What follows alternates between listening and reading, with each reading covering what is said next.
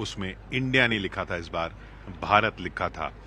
अंग्रेजी में लिखा था लेकिन भारत लिखा था, BHARAT, भारत।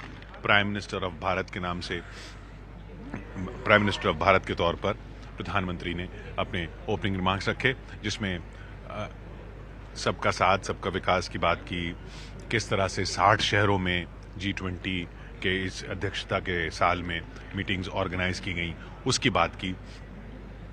तो प्रधानमंत्री पर सबकी नज़र तो उसी चीज़ पे गई। जैसे वो आया, हमने पहली तस्वीर जो देखी वो यही देखी कि वहाँ भारत लिखा हुआ है। बिल्कुल, सबकी नज़र उसी पे गई। और अभी तो G20 चल रहा है किशोर, और चुनावी साल है, तो ये जो भारत लिखा हुआ है ये कई समय, पूरे साल भर जो है छाया रहेगा और इसके इर्द गिर्द राजनीति खूब होगी। लेकिन प्रधानमंत्री ने अपने संबोधन में ये एक तरह से फिर से उस बात पर जोर दिया जो हम सुबह से कई बार चर्चा भी कर रहे हैं, कि अफ्रीकन यूनियन को शामिल करने पर उन्होंने ये उम्मीद जताई है कि आज सब सहमति दे देंगे। तो एक बार फिर उन्होंने सार्वजनिक अपने संबोधन में ये बात बोली। हाँ। और कोविड के बाद की जो स्थिति पूरी दुनिया के सामने बनी है, क्योंकि आप जानते ही हैं कि G20 का जो एक तरह से कहा जाए कि इसका गठन, इसका जन्म जो आर्थिक मंदी 2009 की आई थी, उसके बाद पूरे दुनिया को किस तरीके से आगे निकाला जाए, क्राइसिस से बाहर निकालने के लिए G20 बना था। तो अब कोविड से आगे की बात किस तरीके से दुनिया देखे, इन सब चीज़ों पर प्रधानमंत्री ने जोर दिया। और अब दुनिया के ये सबसे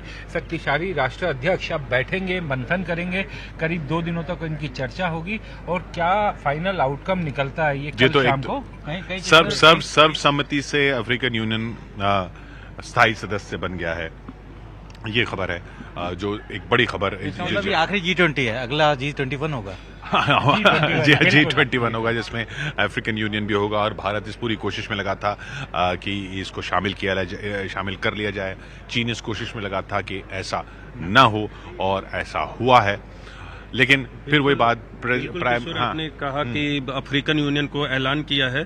कूटनीतिक जीत बहुत बड़ी भारत की हो चुकी है। प्रधानमंत्री ने घोषणा कर दिया है और अफ्रीकन यूनियन के जो प्रमुख थे वो आए, पहले किस तरह से हैंडशेक किया, गले लगाया गया।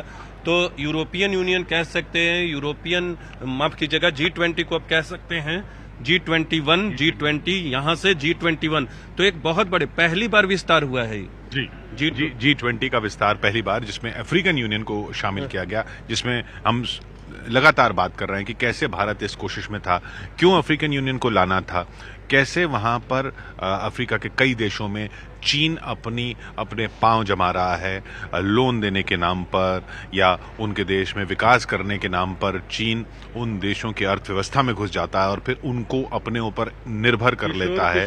और फिर वो अपने जिस तरीके से उनकी पूरी अर्थव्यवस्था ही नहीं, पूरी सरकार ही उस पर निर्भर हो जाती है। किशोर, एक चीज